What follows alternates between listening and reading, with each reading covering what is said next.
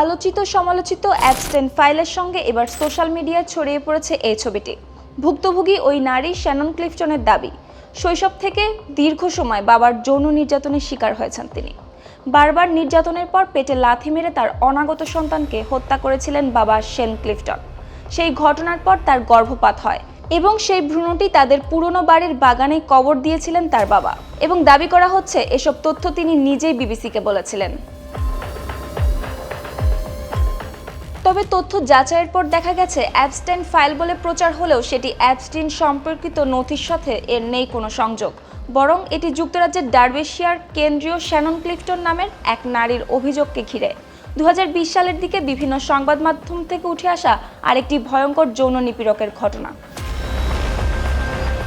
বিবিসিকে শ্যানন বলেছিলেন, বাবার হাতে যৌন নির্যাতনের শিকার হয়ে তিনি 14 বছর বয়সে একটি সন্তানের জন্ম দেন ও ডিএনএ পরীক্ষায় শিশুটির পিতৃত্ব বাবার দিকে যায়।